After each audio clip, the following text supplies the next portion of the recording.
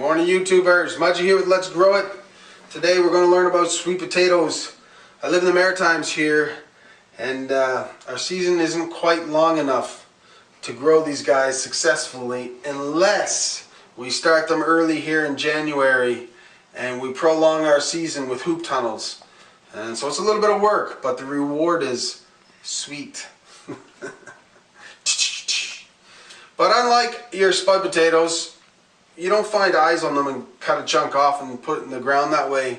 You need to start tubers, and then you'll take those tubers and plant the tubers. So it's a little different. It's going to be like a little fun science experiment, and we will be rewarded. So stay tuned and let's get at these sweet potatoes. Alright guys, so first step is to go get some. Different varieties do grow or mature different lengths of time. I'm not really sure what variety this is. I just got it at the grocery store, and I did try this last year and tubers did come from it, so I'm pretty sure this is going to work. So again, I just went to the grocery store, bought these two sweet potatoes, and there we go, we're off to the races. First thing you're going to need is a knife, your sweet potatoes. Can you see these mason jars? A little bit. I'm using mason jars, pretty much something that can hold water.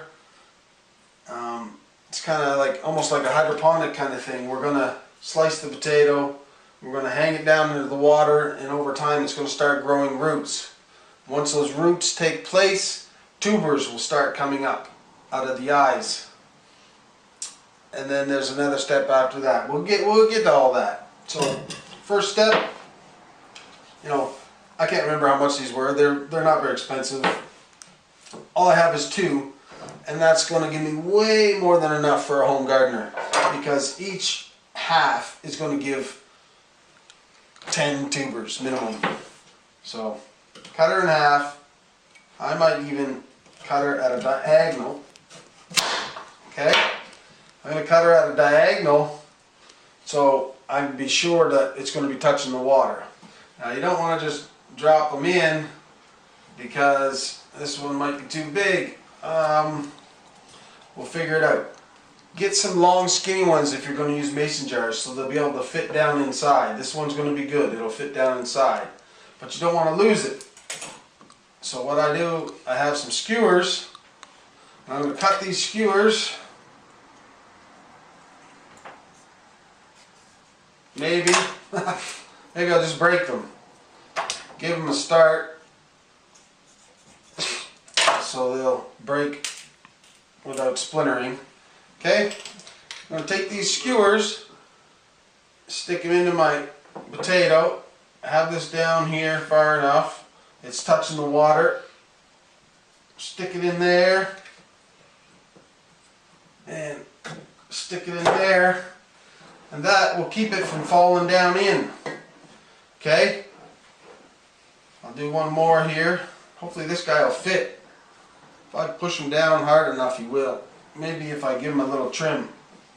It's kind of like me. He needs to go on a diet. He's got too big a belly. Just give him a little trim. Hopefully that won't do too much damage. So again, find the skinny potatoes. This one's going to work fine. I just ended up getting a fat one here at one end. So we'll trim them again. Now I never had to trim my other ones, so hopefully this isn't going to affect it too much. I don't like the idea this is all bare, but I've got three other ones that I'll still have an outcome with. So we're going to stick him in. Look at that. He can sit there himself. Let's get this cut. So I'm using skewers. As long as you can find something to keep them from dropping in there, that's the idea. Okay, so push him in there more. And stab. Okay, he's probably not going to need any more help than that. I'm going to have to fill that up with a little more water. No big deal, as long as it's touching. Okay, take the other one, again on a diagonal. The reason I'm going on a diagonal is to be sure that they're going to touch. This is going to be a perfect one. Stick that in. Stick that in, and that's going to keep it from falling down in. Okay?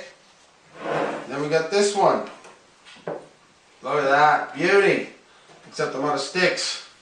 I might have to cut this one.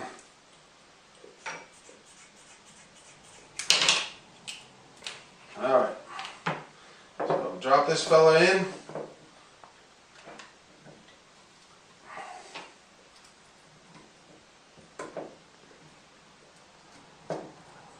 And there you go.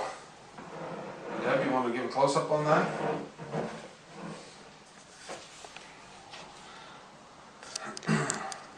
So right now they're all touching the water. It's pretty good. I'm going to put a little bit more water in each of them. But you got to check them every day. Make sure that they're touching the water. And you know, every couple days or at least once a week, you're going to want to change the water because it's going to get cloudy and gooey, and you want to keep it clean and give them a good healthy start. Alright guys, so this is the next stage of the sweet potato. You can see we've got roots started. They come out of those little eyes on the sweet potato, and they're reaching down for the water source. That's going to be the first stage. Not so many in that one, but there is some. Okay, and then what's going to happen after that is you're going to start getting little tubers. Let's see if I can zoom in here. New camera, we're going to work our magic. See that little nipple coming up? That's a tuber.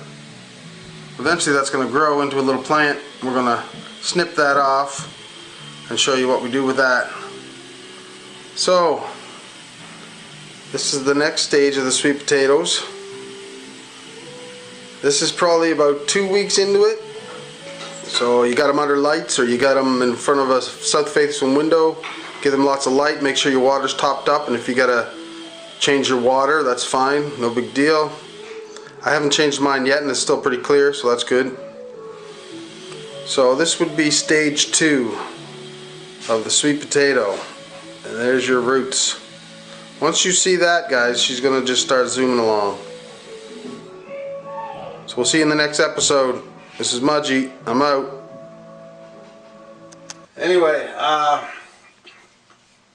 sweet potatoes, I lost. I'm on a bunny trail.